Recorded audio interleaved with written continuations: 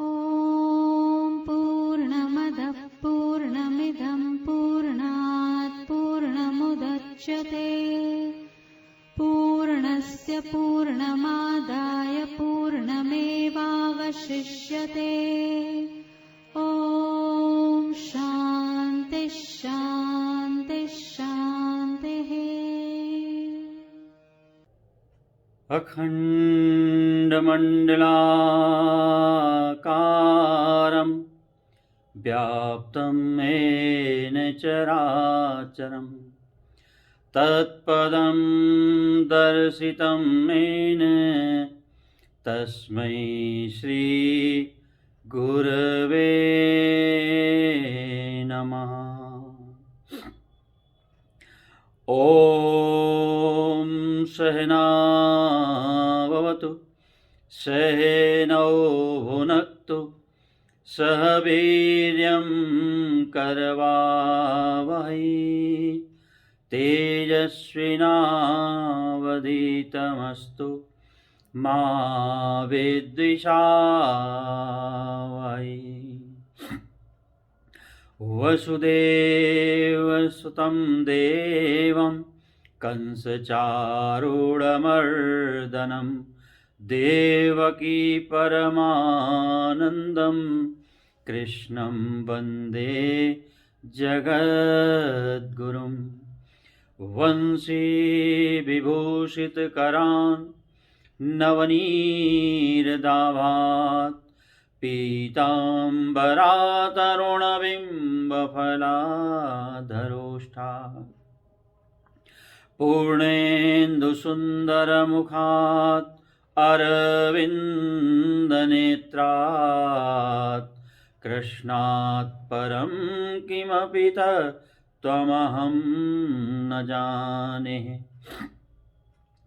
सर्वमङ्गलमाङ्गल्ये शिवे सर्वार्थसाधिके शरण्ये त्र्यम्बके गौरी नारायणी नमोऽस्तुते।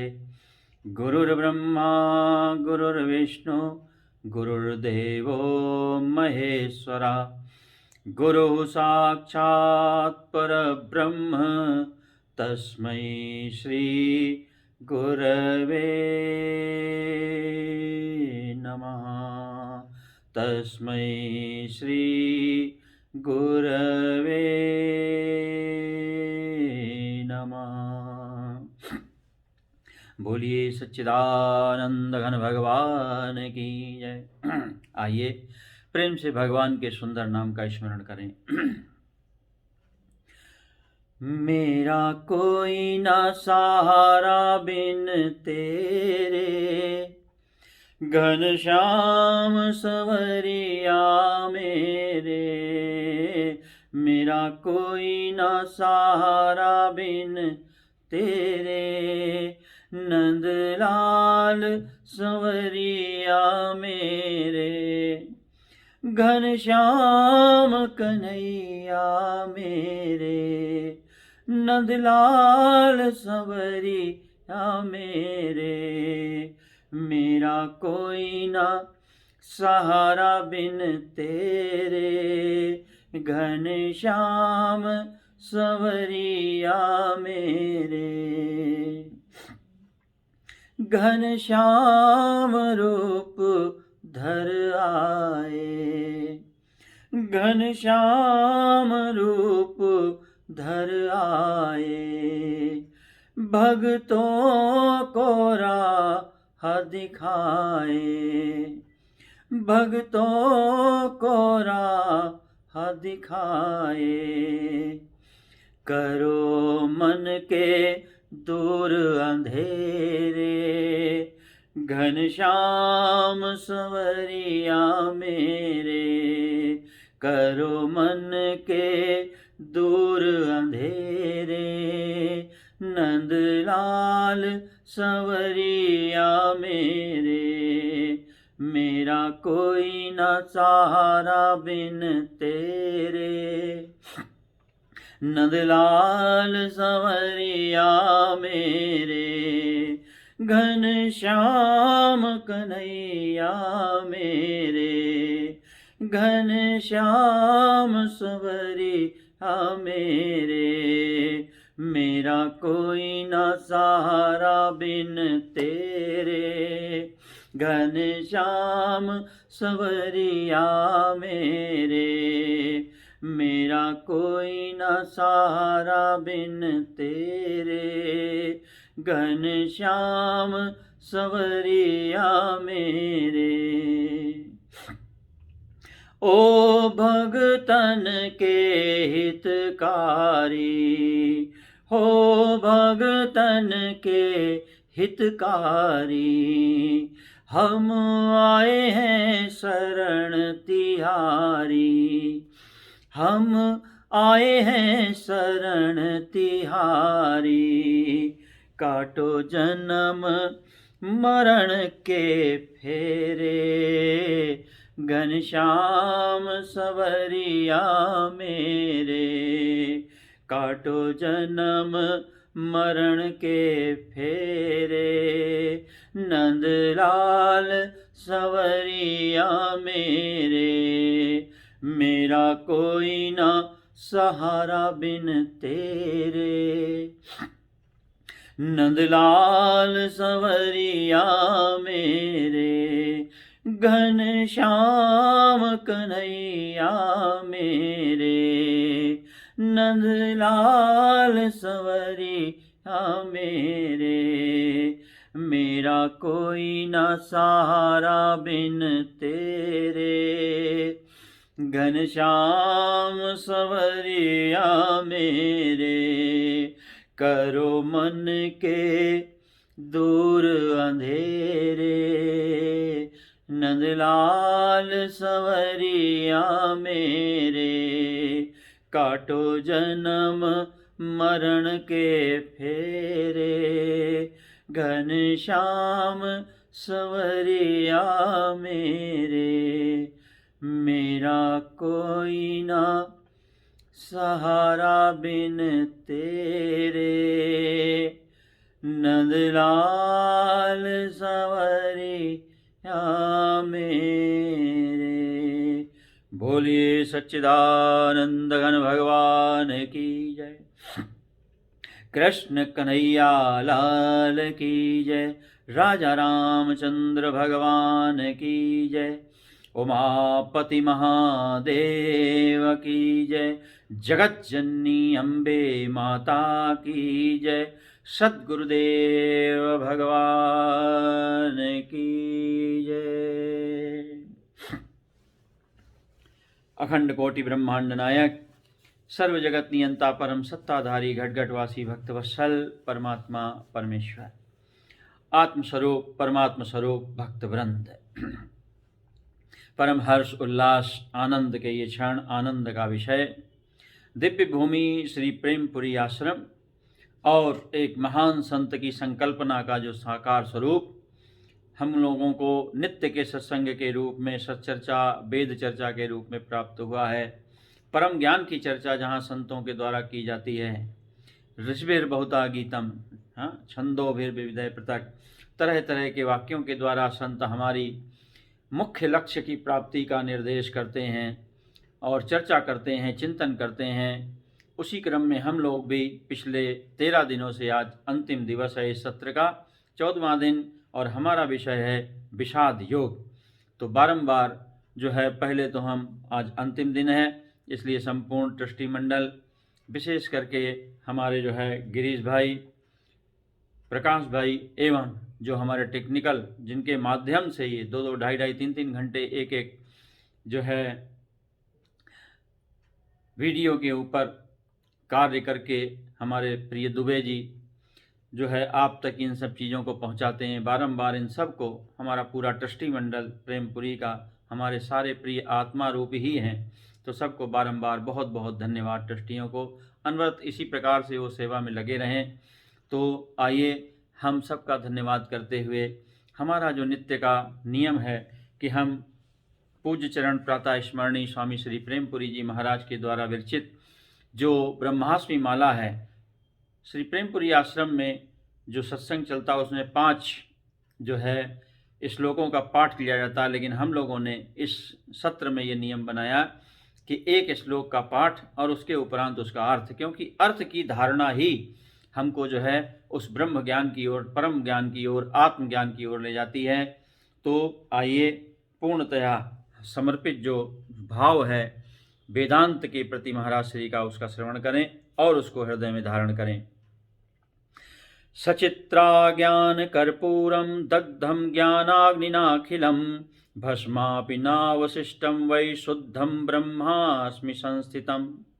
जिस प्रकार कपूर की टिकिया आग की लपट से जलकर उड़ जाती है, उस पर निकली हुई चित्रकारी भी उसी के साथ हवा हो जाती है और भस्म भी बचने नहीं पाता, ठीक उसी प्रकार सारी अविद्या ज्ञानाग्नि से जलकर उड़ गई। जगत रूपी चित्र भी उसके साथ ही हवा हो गया और बाधिता अनुवृत्ति रूप भस्म भी शेष न रह पाया। अब मैं शुद्ध ब्रह्म रूप से संस्थित हूँ। महाराज श्री का ये वचन है, दिव्य वचन। किस प्रकार से कर्पूर का आपको उदाहरण दिया है, तो ये महाराज श्री की वाणी नित्य प्रति आपको इसका चिंतन करना चाहिए सुबह से शाम तक। इसीलिए केवल एक श्लोक और उसका अर्थ हमने रखा है अपने इस 14 दिन के सत्र में। आज अंतिम दिन है, तो कहने का तात्पर्य ये है महापुरुषों का कि इन प्रकारेण ये जगत जो है पूर्णतया, जिसको हमारे यहाँ जंजाल कहा गया, जंजाल का मतलब ये केवल फंसाता है, देता कुछ नहीं है।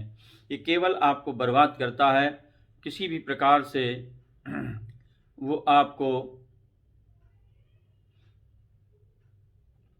जो है इस संसार में कुछ भी यहाँ पर प्राप्त होने वाला नहीं है। तो जो मुख्य चीज़ है वो है कि किस प्रकार से हम अपने आप को, तो कहने का तात्पर्य यह है कि हमारा जो विषाद योग का लक्ष्य है कि किस प्रकार से संसार के झंझावात में, संसार के क्रियाकर्मों में, और जो सबसे बड़ी संसार की विशेषता है कर्म के वृक्ष में लगने वाले दो फल, एक का नाम है सुख और दूसरे का नाम है दुख, और इसी से संतप्त अर्जुन को दर्शाया गया है। किस प्रकार से सुख दुख की इस धारणा में अर्जुन फंसा हुआ है और इस समय वो परम दुखी है, इसी को विषाद कहते हैं। और हमने गहन चर्चा की इसके ऊपर पिछले वर्ष भी अप्रैल मास में, और इस वर्ष भी थोड़ा सा भाग लिया, क्योंकि इस समय हमको भगवान के चिंतन के बारे में, भगवान की जो वाणी है उसके बारे में विचार करना था। लेकिन जो संताप का परम था अर्जुन का, वो क्या था? गुरुन हत्वा ही महानुभावान श्रेयो भोक्तुम भैच्छमपि है लोके।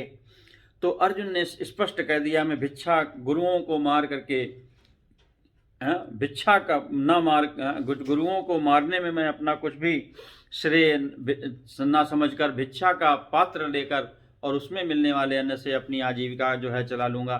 तो इस प्रकार के भाव प्रकट किया। देखने में ये वैराग्य लगता है, ये वास्तविकता में वैराग्य नहीं, ये केवल हम आपका भय है, डर है, कायरता है।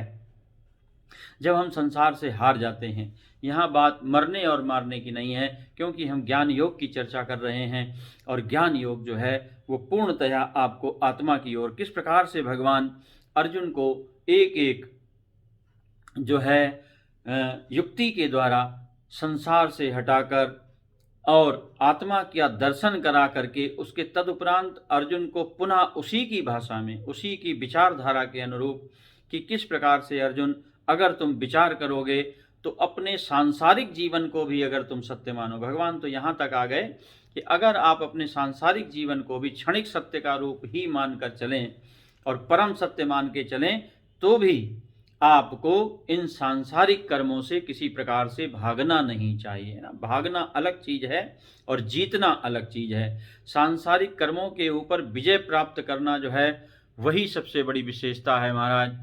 तो कहने का तात्पर्य यह है भगवान का कि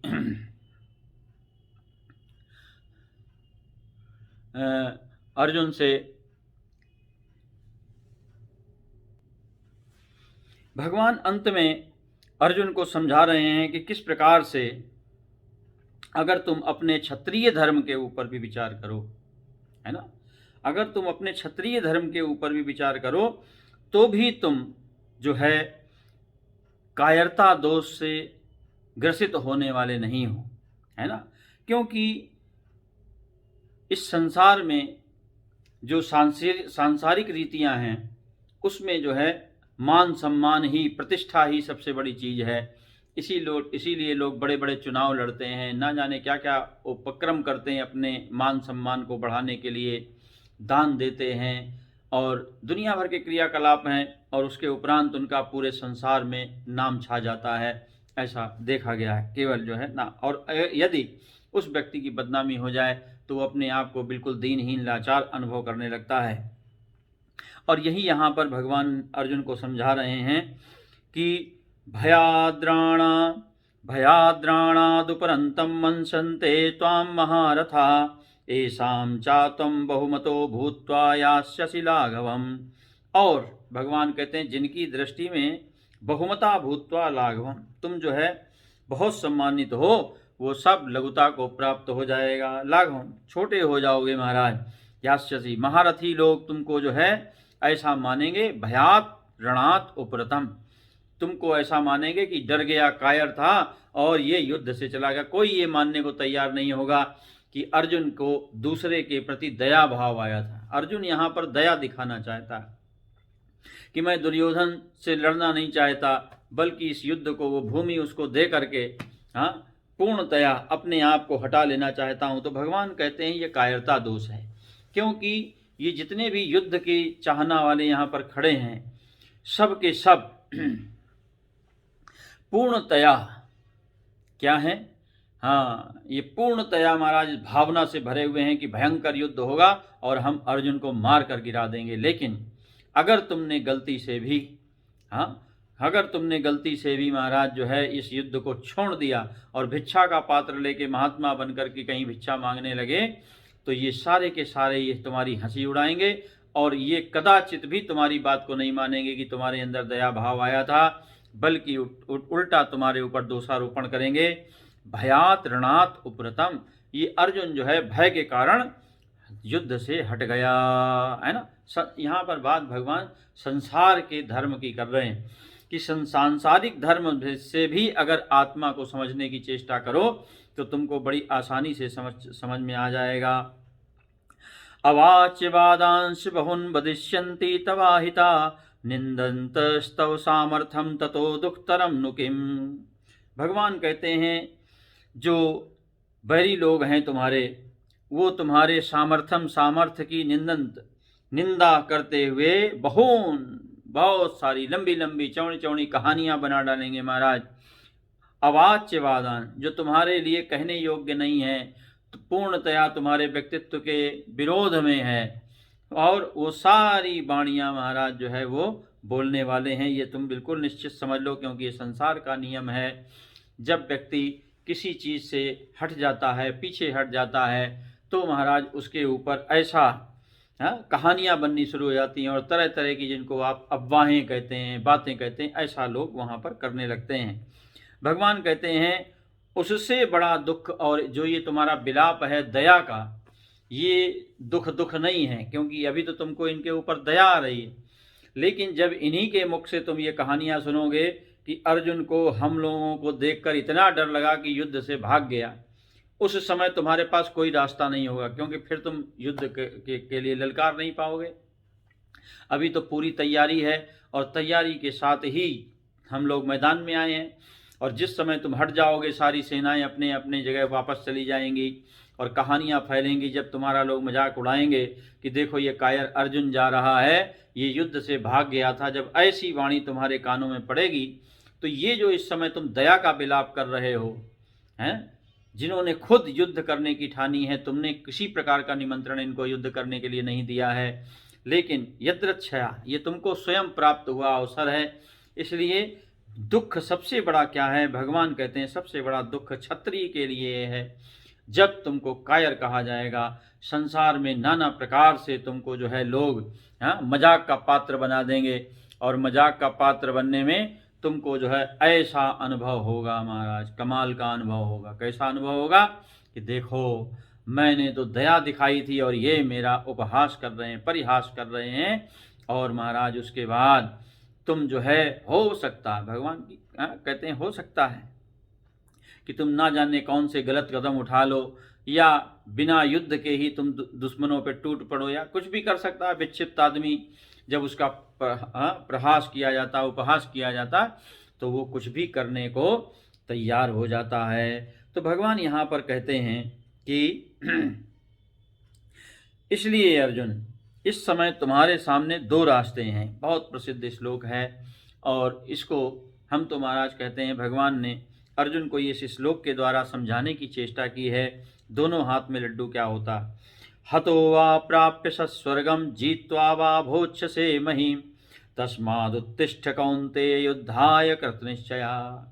हमको युद्ध क्यों करना चाहिए, यानी इस संसार में जो हमको जीवन मिला है, ये जान लेने के उपरांत कि आत्मा सत्य है, ये संसार असत्य है, लेकिन फिर भी हमको अपनी पात्रता के अनुसार जो भी हमको जीवन मिला है वो जीना ही है। जैसी भी पात्रता मिली है आपको, बुद्धिमान की, वैज्ञानिक की, बिना पढ़े लिखे की, टीचर की, अध्यापक की, जो भी जैसा भी, व्यापारी की, और व्यापारियों में भी तरह तरह के व्यापारी की। तो हमारे यहाँ तो उसी क्रम में महाराज सदना नाम के कसाई को भी भगवान का परम भक्त दिखाया गया, यानी मांस का व्यापार करने वाला भी। भगवान कहते हैं हमको तुम्हारे सांसारिक कर्मों से कोई लेना देना नहीं है, क्योंकि जो जहाँ पर उत्पन्न हुआ है, जिस रूप में उत्पन्न हुआ है, उसके लिए वही वातावरण, वही सब चीज़ें ही कर्म के योग्य होती हैं, और वो उससे भाग नहीं सकता। तो भगवान कहते हैं मुझे सब कुछ स्वीकार है।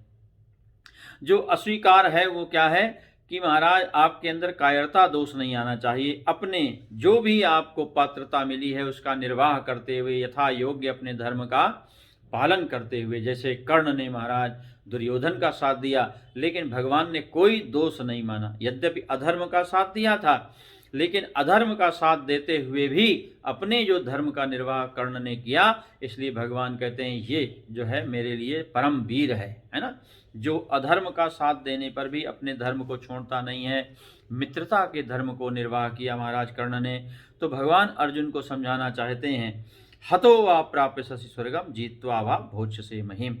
यदि तुम युद्ध में मारे गए, भगवान ने ये नहीं कहा कि मैं तुम्हारे साथ हूँ। बड़ा समझने वाली है महाराज ये श्रीमद् भगवद गीता। अक्सर हम लोग भ्रमित हो जाते हैं और भगवान के ऊपर अपने सारे भार को डाल देते हैं। और यहाँ भगवान अर्जुन को समझा रहे हैं कि हे अर्जुन, हतो वा प्राप्त। भगवान ये नहीं कह रहे हैं कि तुम जिंदा बच जाओगे इस युद्ध में, मैं गारंटी लेता हूँ तुम्हारे बचने की। कुछ भी हो सकता है, किसी का भी, हाँ, क्योंकि सब कुछ हमारे आपके, हाँ। भगवान जिस समय भरत जी ने वशिष्ठ जी से पूछा, राजा दशरथ की मृत्यु हो गई, लौट कर आए, भगवान को वनवास हो गया, तो ये सब क्या है, ये क्या नाटक है। तो इसका उत्तर वशिष्ठ जी के पास भी नहीं था। और वशिष्ठ जी ने स्पष्ट शब्दों में जो है भरत जी से कहा कि सुनहु भरत भावी प्रबल बिलखी कहो मुनिनाथ हानि लाभ जीवन मरण जस अप जस विधि हाथ। तो ये सब कुछ हानि लाभ जीवन मरण यश अपयश, ये सब विधाता के हाथ में, यानी हमारे प्रारब्ध के हाथ में है। जैसा जिसका प्रारब्ध है वैसी स्थिति उसको प्राप्त होती है।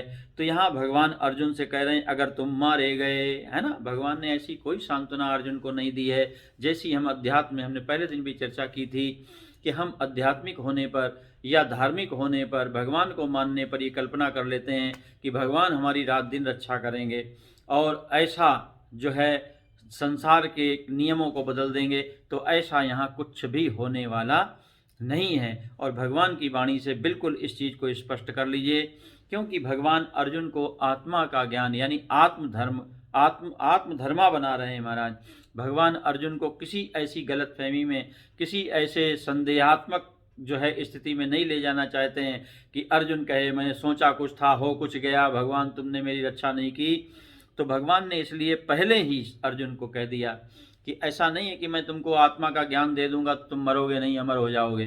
भगवान कहते हैं हतो आप प्राप्त, तुम मर भी सकते हो, हतो आप प्राप्त स्वर्गम।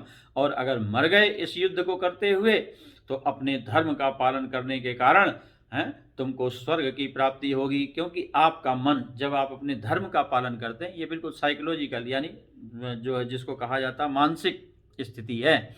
जब आप अपने धर्म का पालन करते हैं तो आपको महाराज परम आनंद की अनुभूति होती है। जैसे आप किसी से उधार लें और आप किसी को दान दें, जब आप किसी को दान देते हैं तो आपको आनंद की अनुभूति होती है, जब आप किसी से उधार लेते हैं तो आपको ग्लानि की अनुभूति होती है, और जितनी बार उस व्यक्ति से आपका सामना होता है उतनी बार आपको दिक्कत परेशानी का अनुभव करना पड़ता है।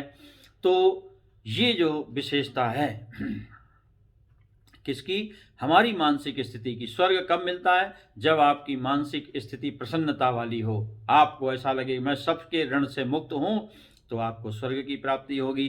तो भगवान कहते हैं तुम अपने क्षत्रियत्व का पालन करते हुए शरीर त्याग करोगे युद्ध भूमि में तो तुमको स्वर्ग मिलेगा। और अगर तुम जीत गए युद्ध को, कुछ भी हो सकता है महाराज, ये सब भाग्य प्रारब्ध के ऊपर निर्भर है। तो अगर तुमने जीत हासिल कर ली, अगर तुम जीत गए तो भोज्य से महिम महिम भूमि को भोगोगे, यानी राज्य मिलेगा, फिर तो आनंद ही आनंद है महाराज। तो भगवान कहते हैं इसलिए दोनों हाथों में लड्डू है, मर जाओगे तो भी लड्डू और जीत जाओगे तो लड्डू है ही महाराज। तो अध्यात्म को स्वीकार करने में जीवन में है ना, जो सबसे बड़ी हमारी आपकी नित्य प्रति के सत्संगियों की, या जिनको सत्संग से प्रेम है या जिनको ज्ञान से प्रेम है, उनको ये बात समझ लेनी चाहिए कि ज्ञान और अध्यात्म हमारे जीवन में दोनों हाथ में लड्डू है ना।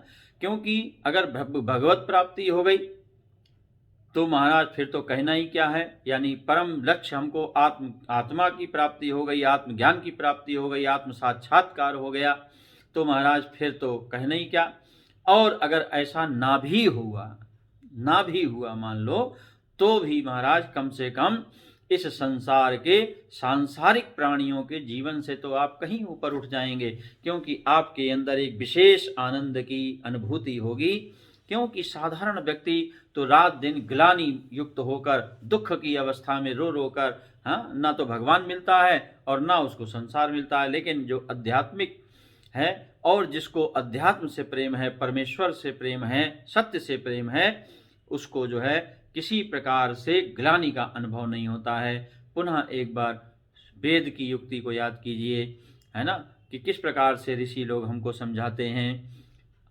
शोकम तरति आत्मविद, आत्मविद जो है, आत्मवेदता हमेशा शोक से पार हो जाता है। शोक उसको कभी नहीं होता। क्यों नहीं होता?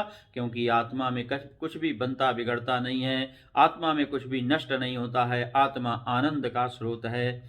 तो यहाँ पर भगवान समझा रहे हैं अर्जुन को, इसलिए तुमको युद्ध करना चाहिए। भगवान तस्मात् उत्तिष्ठ कौन्तेय, इसलिए अर्जुन तुम जो है उठो, हे कुंती पुत्र, युद्धाय कृत निश्चया, और युद्ध करने का क्या करो, निश्चय करो। ये जो बात है यहाँ पर, यानी हमको संसार में जो भी जैसी भी, देखो भगवान हैं, चाहे भगवान श्री कृष्ण हो चाहे भगवान श्री राम हो, जरा विचार कीजिए थोड़ी देर के लिए। सब कुछ सत्य असत्य को जानने वाले और संपूर्ण जगत के जो नियंता हैं, वो अर्जुन के रथ को हाँक रहे हैं। भगवान को क्या पड़ी थी महाराज, आराम से कहीं पर बैठ जाते गद्दा लगाकर और महाभारत का युद्ध देखते रहते, लेकिन वो स्वयं अर्जुन के रथ को हाँक रहे हैं।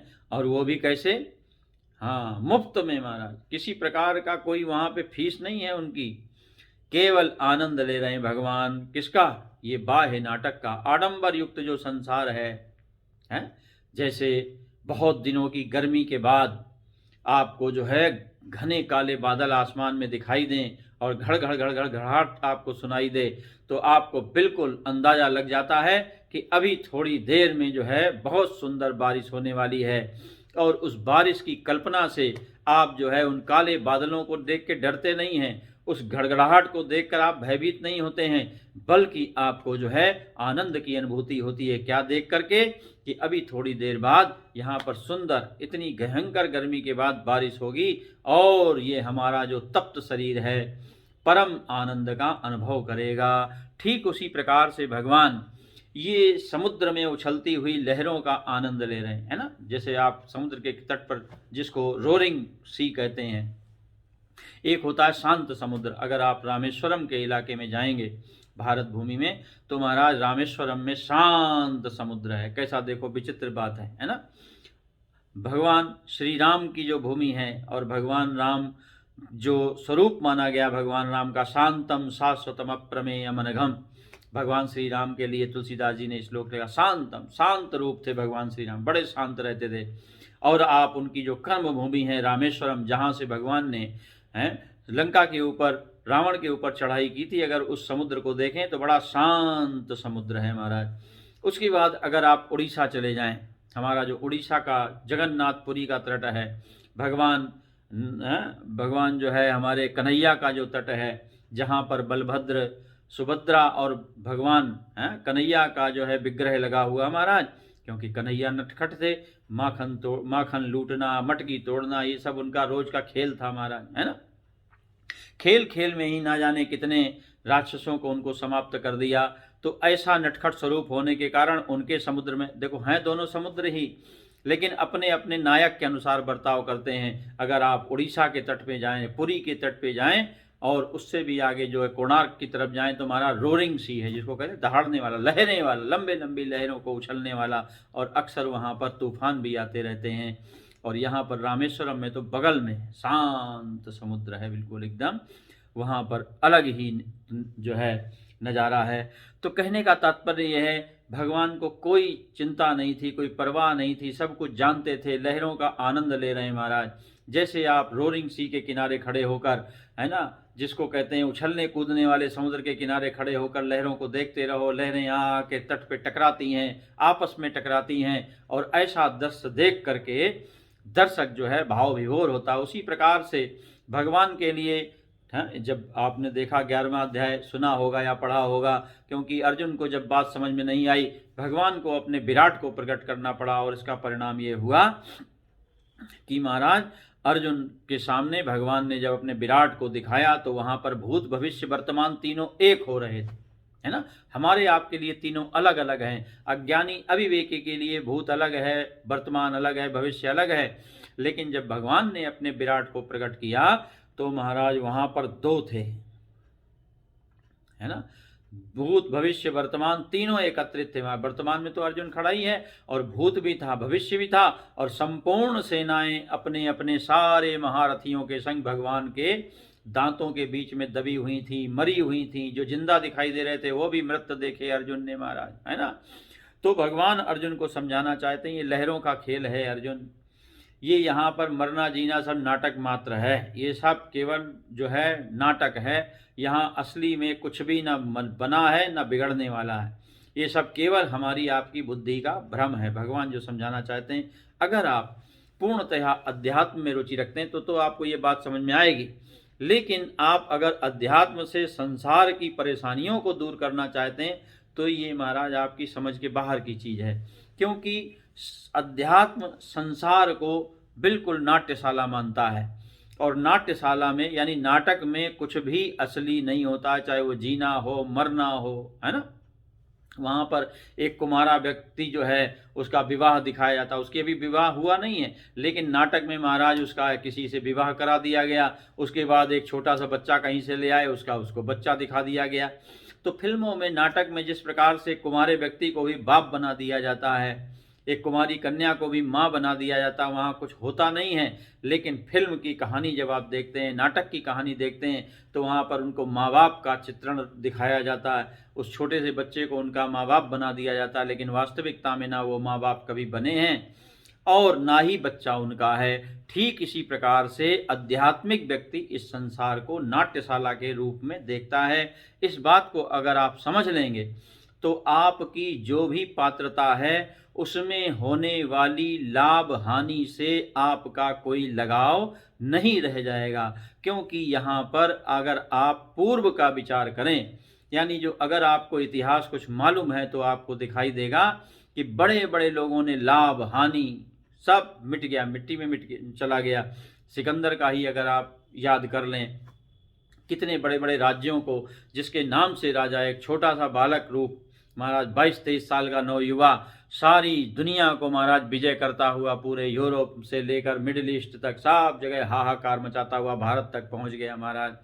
लेकिन सिकंदर की इस महानता का भारत के ऋषियों मनीषियों के ऊपर कोई प्रभाव नहीं पड़ा और उसको महाराज एक साधारण इंसान की तरह नंगे पड़े हुए भारत भूमि में ऋषियों ने ऐसे महाराज बोले जाओ सामने से हट जाओ। ऐसा आपने अक्सर उदाहरण सिकंदर के बारे में सुना होगा, जिसके नाम को सुन करके जिसके आने पर महाराज बड़े बड़े राजा अपने राज्य को छोड़कर भाग जाते थे, ऐसा महाराज उसका प्रभाव था।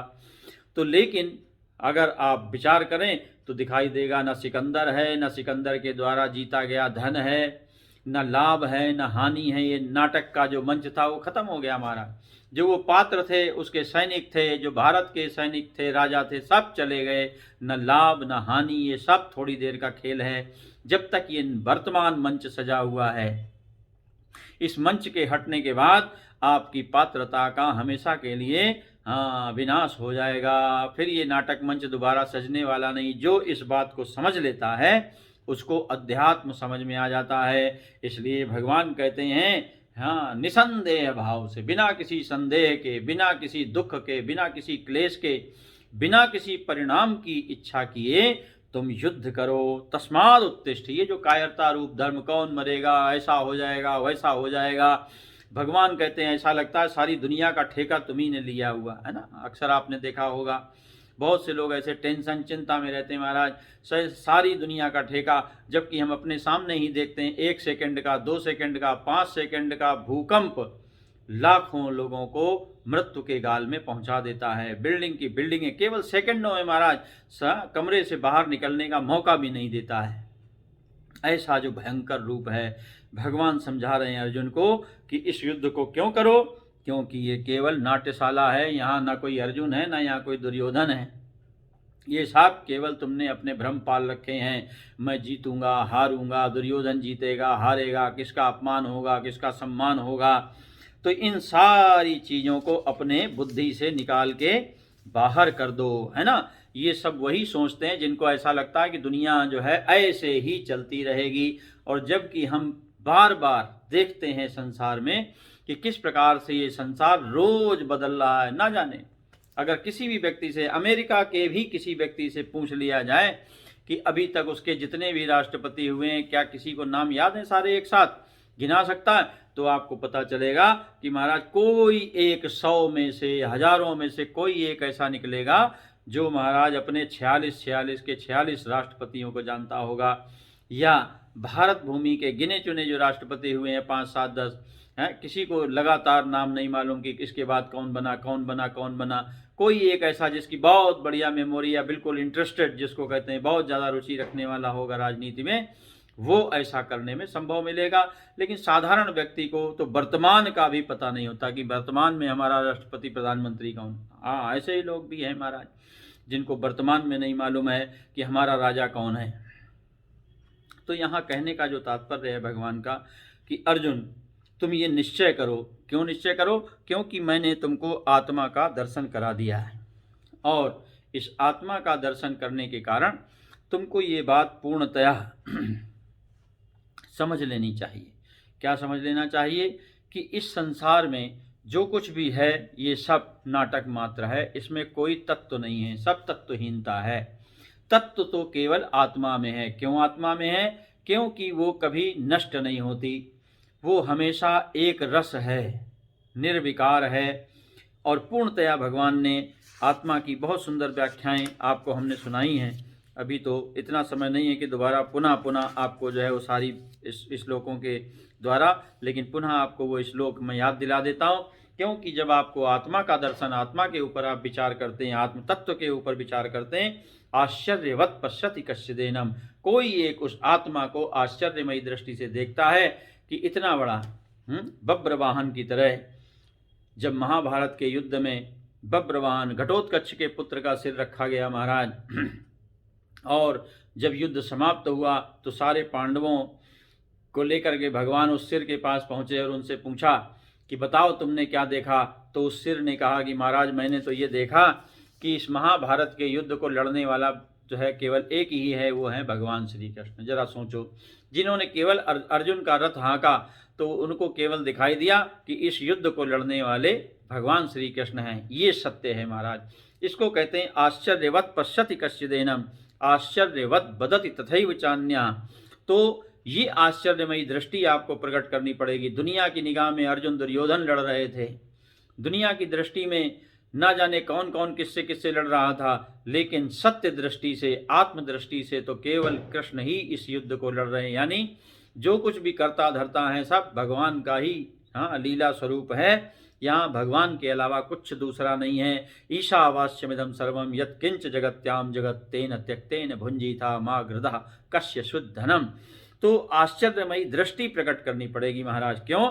जब आप आत्म तत्व के ऊपर विचार करेंगे, जब आप संसार के ऊपर विचार करेंगे महाराज, इसमें तरह तरह के विरोधी स्वभाव, विरोधी भाव उत्पन्न होंगे और उस विरोधी भाव का किसी भी प्रकार से कोई निराकरण आज तक हुआ ही नहीं और ना हो सकता है। कोई कहे कि महाराज मैं 12 घंटे के दिन को बढ़ाकर 13 घंटे का कर दूंगा, संभव नहीं।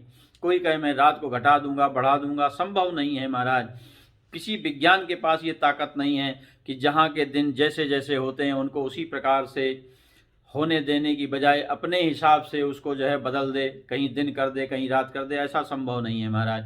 तो ये जो घटनाएं हैं, ये सारी जो क्रियाएं हैं, ये हमारे आपके हाथ में नहीं है, सब परमेश्वर के हाथ में है और परमेश्वर की शक्ति अपने आप में खेल रही है। हम आप केवल उसके लहर यानी पात्र हैं, समुद्र की लहरें हैं और समुद्र का अस्तित्व कोई दूसरी चीज़ नहीं, जल ही उसका अस्तित्व है। जल है तो लहर है और अगर जल नहीं है तो लहर नाम की कोई चीज़ नहीं है। यानी हमारा आपका अस्तित्व परमात्मा से है। परमात्मा के ना होने पर हमारा कोई अस्तित्व नहीं है। इस बात को जब आप समझ जाएंगे तो ये जो हमारा जीवन रूपी महाभारत है वो कैसे लड़ेंगे, इसी को भगवान ने हतोवा प्राप्य से स्वर्गम जीत्वा व भक्ष से महिम के बाद देखिए ठीक वही स्थिति भगवान ने अर्जुन को समझाने का प्रयास किया है। सुख दुखे समे कृत्वा लाभा लाभौ जया जयो ततो युद्धाय युज्यस्व नैवं पापमवाप्यसि। बिल्कुल स्पष्ट है, बिल्कुल कहानी हमारी आपकी बिल्कुल स्पष्ट है महाराज। अगर आप सांसारिक व्यक्ति हैं और सांसारिकता ही आपका जीवन है तो फिर आपको कोई भी समझा नहीं सकता है। और यदि आप है ना अध्यात्म को और संसार को एक करने की चेष्टा कर रहे हैं, ये ठीक उस प्रकार का कार्य है जैसे कोई पारा और पानी को, मरकरी और वाटर, पारा और पानी को एक करना चाहता। जैसे पारा और पानी एक दूसरे में मिलाए नहीं जा सकते, उसी प्रकार से अध्यात्म को संसार की हर चीज में मिलाया नहीं जा सकता। हम सोचें कि महाराज अध्यात्म हमारे सारे सांसारिक कार्य निपटाएगा, तो ये आपका एक बहुत बड़ा भ्रम है। इस बात को आप बिल्कुल स्पष्ट शब्दों में समझ लीजिए। इसीलिए भगवान ने कोई गारंटी कार्ड नहीं लिया अर्जुन की मैं तुमको गीता सुना रहा हूँ, मैं तुम्हारा गुरु हूँ, शिष्यस्ते हम कह के अर्जुन शरण में जा चुका, अब तुम मेरी शरण में आ गए, मैं परमात्मा हूँ, सृष्टि का रचनाकार हूँ, इसलिए मैं तुम्हारी गारंटी लेता हूँ कि तुम नहीं मरोगे, दुर्योधन मरेगा। ऐसा कहीं भी आपको लिखा हुआ मिलने वाला नहीं है। और ऐसा हुआ भी क्योंकि स्वयं अभिमन्यु का नाश हुआ, यानी मृत्यु हुई।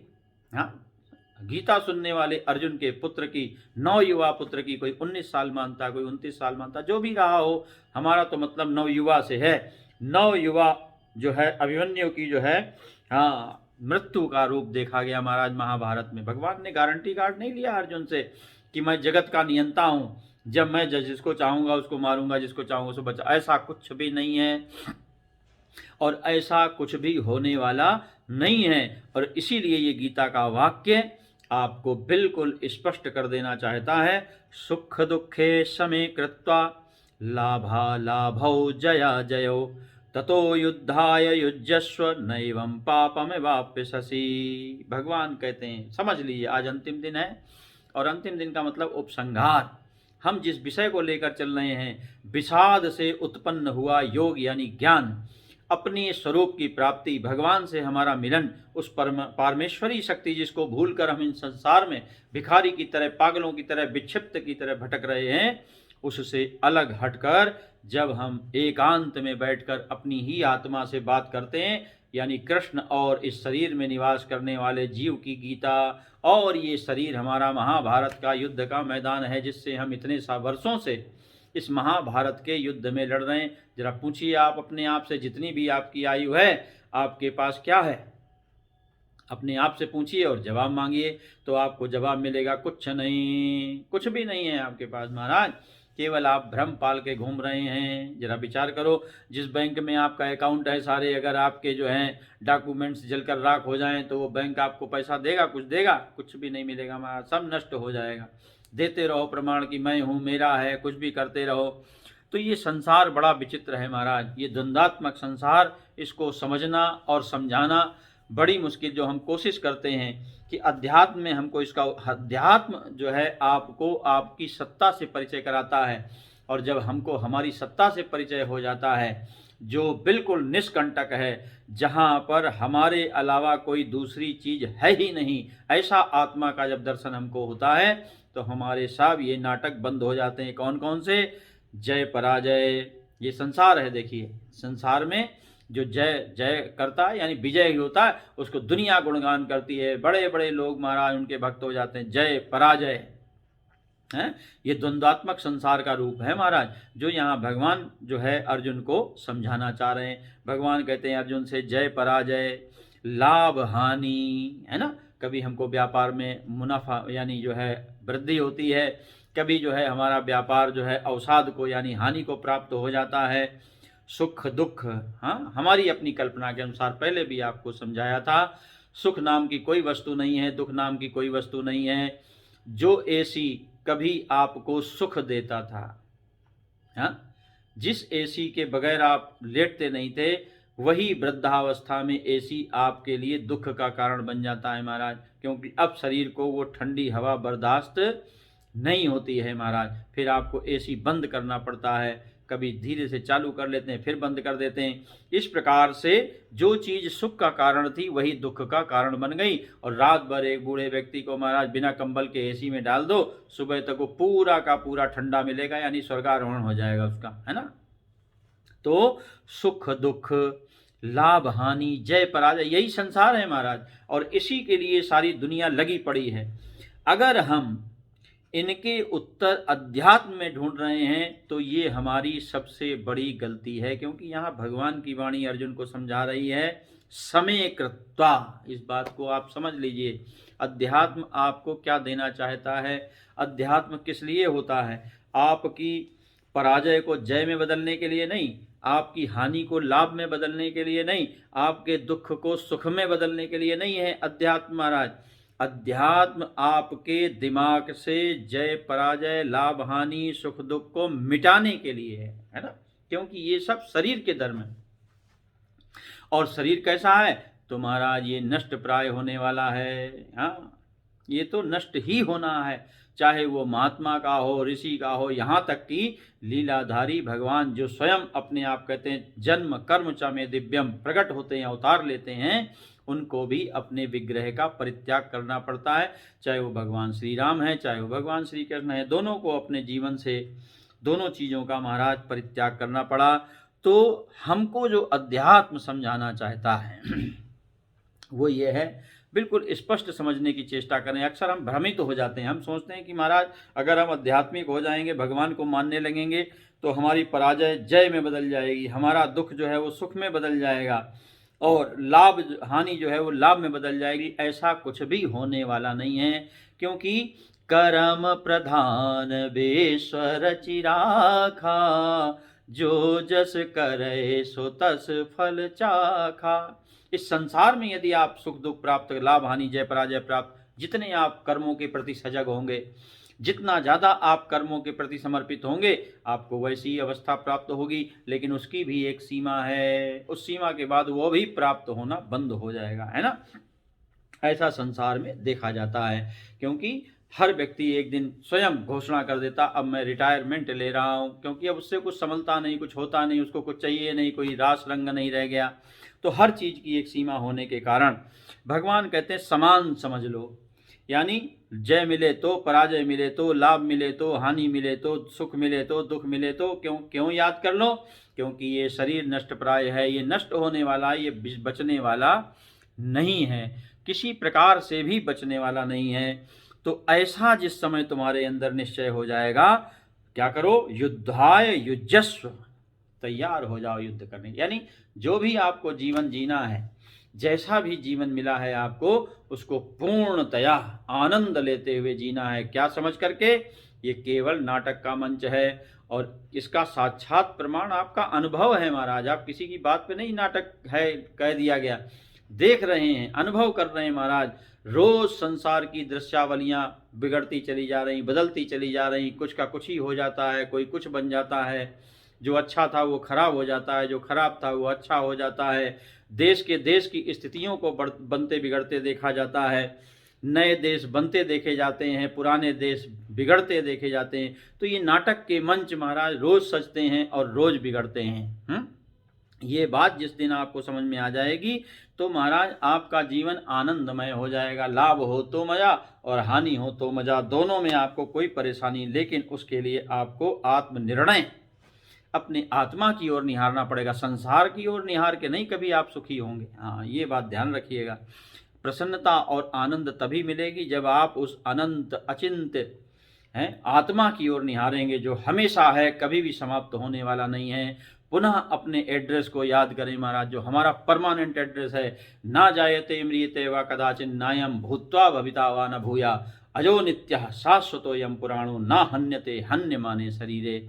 इस शरीर के मरने जीने से हम मरने जीने वाले नहीं हैं, हम शाश्वत हैं, अजन्मा हैं, अनंत हैं। हमारा कभी विनाश हो ही नहीं सकता, न जीव भाव से न महाराज आत्म भाव से तो संभव ही नहीं है। तो महाराज ऐसा जब तेरा निर्णय हो जाएगा, युद्ध के लिए जब तू तैयार हो जाएगा, तो कभी भी न पाप को प्राप्त नहीं होगा, है ना।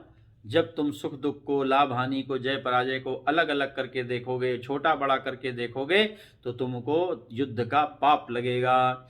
और जब तुम इन सब चीज़ों से ऊपर उठकर युद्ध को केवल एक खेल की तरह और अपने आप को अमर मानते हुए, है ना, लहरों के नष्ट होने से समुद्र में न जल घटेगा न बढ़ेगा, वो जैसा है वैसा ही रहेगा। ये बात आपको अंतिम दिन समझ लेनी चाहिए।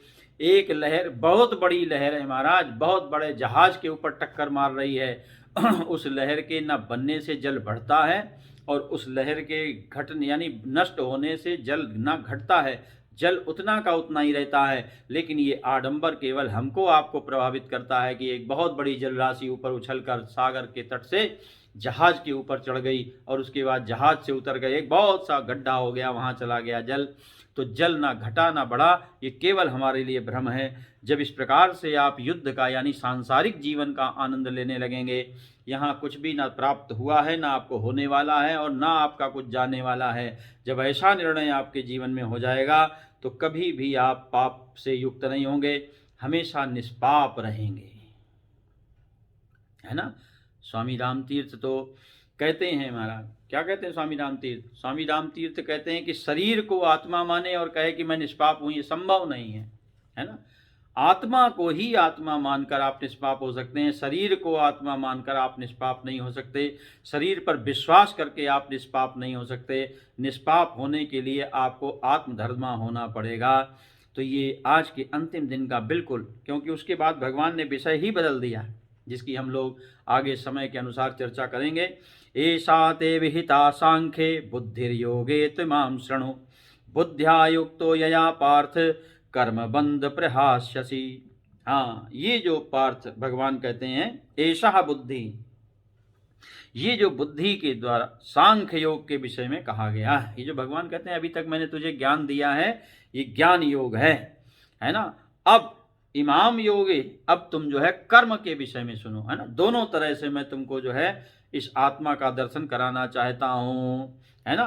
क्योंकि जिस बुद्धि से युक्त हुआ तू कर्मों के बंधन को भली भांति त्याग देगा। कर्म हमेशा बंधन में डालते हैं। बड़ा विशाल विषय है, इसके ऊपर समय आने पर चर्चा होगी, अभी नहीं। अभी तो केवल भगवान ने जो आत्मा का दर्शन करा के अर्जुन की बुद्धि का शोधन किया है कि किस प्रकार से तुम अपनी बुद्धि को समझा सकते हो, बता सकते हो कि ये शरीर के और संसार के नाटक को समझो, और जहाँ फंसना है वहाँ फंसो, संसार में नहीं फंसो। कहाँ पर फंसो?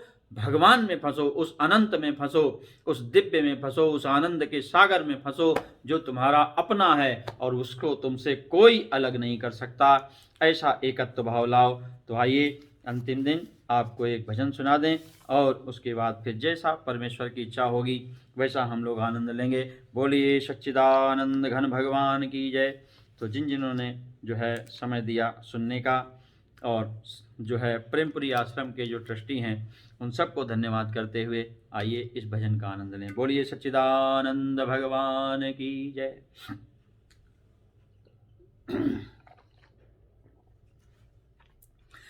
राम के नाम में मन लगा बावरे, राम के नाम में मन लगा बावरे, क्या पता फिर ये जीवन मिले ना मिले, क्या पता फिर ये जीवन मिले ना मिले। राम के नाम में मन लगा बावरे, क्या पता फिर ये जीवन मिले ना मिले। मोह माया से पीछा छुड़ा बावरे, इस भ्रमित संसार से अपना पीछा छुड़ाओ। मोह माया से पीछा छुड़ा बावरे, क्या पता फिर ये जीवन मिले ना मिले। राम के नाम में मन लगा बावरे, क्या पता फिर ये जीवन मिले ना मिले। अगर ये संसार नाटक है तो कैसे जिए? बांट मत नफरतें नेक इंसान बन, बांट मत नफरतें नेक इंसान बन, नेक इंसान बन, नेक इंसान बन। प्यार की गंध जी भर लुटा बावरे, यही तो बांटा भगवान ने। प्यार की गंध जी भर लुटा बावरे, क्या पता फिर ये जीवन मिले ना मिले, क्या पता फिर ये जीवन मिले ना मिले।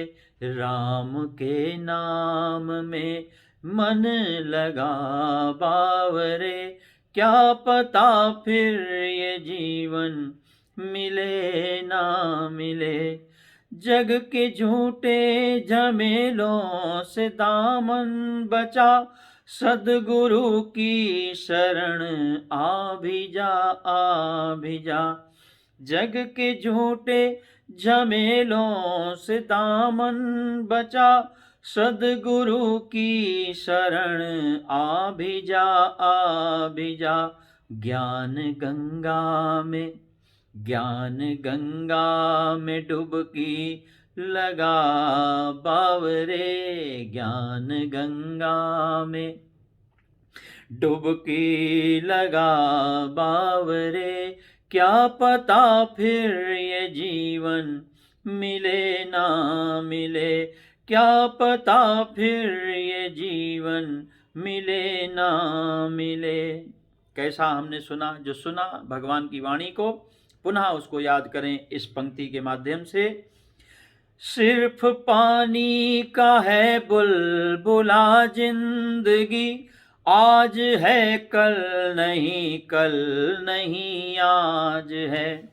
सिर्फ पानी का है बुलबुला जिंदगी, आज है कल नहीं, कल नहीं आज है। इस समय को न यूं ही गंवा बावरे, इस समय को न यूं ही गवा बावरे, क्या पता फिर ये जीवन मिले ना मिले, क्या पता फिर ये जीवन मिले ना मिले। राम के नाम में मन लगा वावरे, क्या पता फिर ये जीवन मिले ना मिले। और अंत में ब्रह्म ज्ञान मिलता किसको है? परोपकारार्थमिदं शरीरम, जिसने परोपकार में इस शरीर को समर्पित कर दिया वो परम ज्ञान को प्राप्त हो जाता है। ऋषि दधीचि की तरह अपने मेरुदंड का दान कर दिया तो सर्वस्व दान। तो अपनी खातिर जिए तो जिए जिन, अपनी खातिर जिए तो भला क्या जिए, सबकी खातिर जिए तो जिए जिंदगी।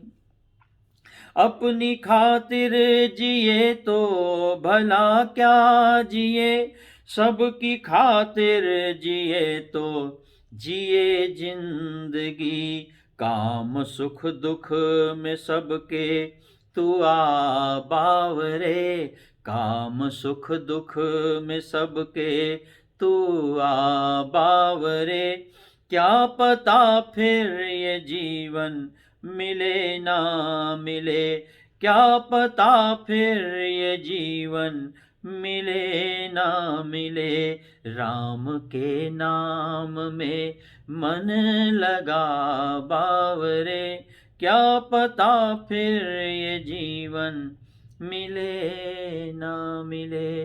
धन्य है वो जिनका ये शरीर महापुरुषों के द्वारा बताए हुए मार्ग पे चलकर परोपकार में लगता है और अपने आत्मा का दर्शन इस जीवन के रहते ही कर लेते हैं। तो बारंबार ऐसे महान भावों को प्रणाम, ऋषियों को प्रणाम, मनीषियों को प्रणाम, जिन्होंने इस संसार को जिया खेल की तरह, नाट्यशाला की तरह और आनंद लेते हुए अपने परम लक्ष्य को प्राप्त कर गए। तो फिर से पुनः जैसी भी अवस्था होगी, जैसी स्थिति होगी, हमारा आपका मिलन होगा। आगे के श्लोकों के माध्यम से हम चिंतन करेंगे विषाद को योग में कैसे बदला जाए, दुख को परमेश्वर की प्राप्ति में कैसे बदला जाए, अन्यथा हम घृणा को, विक्षिप्तता को प्राप्त हो जाएंगे। यही निष्कर्ष है विषाद योग का। पुनः पुनः मिलन की आशा करते हुए, बारंबार धन्यवाद करते हुए प्रिय आश्रम ट्रस्ट का, संपूर्ण लोगों का जिनका सहयोग प्राप्त हुआ, और भगवान की कृपा से हम अपने लक्ष्य को प्राप्त करें, ऐसा इच्छा करते हुए बोलिए सच्चिदानंद भगवान की जय। सर्वे भवन्तु सुखिना, सर्वे सन्तु निरामया, सर्वे भद्राणि पश्यन्तु, मा कश्चित् दुःखभाग् भवेत्। ओम शांति शांति शांति।